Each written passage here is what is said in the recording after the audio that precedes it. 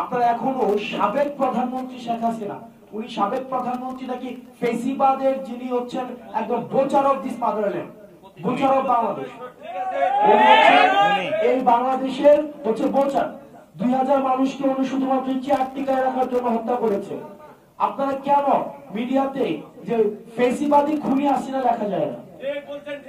ফেসিবাদী খুনি হাসিনা যদি আপনারা না লিখেন, আপনারা না বলেন, আপনার হচ্ছে আওয়ামী যে কাঠামো রয়েছে, মিডিয়া রয়েছে, সেটির সিলসিলা আপনারা অব্যাহত রাখছেন।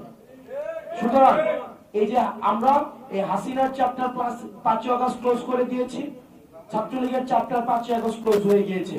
5 আগস্ট পরবর্তী বাংলাদেশে আমাদের ফেসিবাদ বিরোধী যে রাজনৈতিক দলগুলো রয়েছে তাদের আমাদের মতের পার্থক্য হবে, তাদের সাথে আমাদের রাজনৈতিক বিভিন্ন বিষয়ে পার্থক্য, একই টেবিলে বসে আমাদের দ্বিমত প্রকাশ করব, আমাদের মধ্যে বিভাজন থাকবে, কিন্তু একটা জায়গায় স্পষ্ট, হাসিনার পুনর্বাসন, ফেসিবাদের পুনর্বাসন কোন রূপে, কোন মতের মাধ্যমে, কোন পথের মাধ্যমে, কোন ব্যবসায়িক শ্রেণীর মাধ্যমে, কোন মিডিয়ার মাধ্যমে এ বাংলাদেশ আর কখনোই হতে দেওয়া হবে না।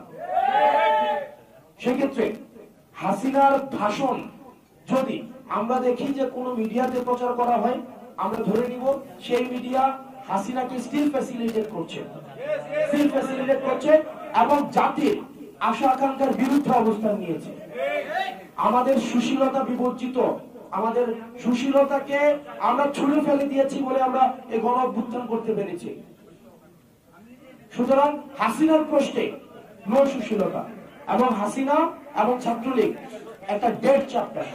Thank you everyone.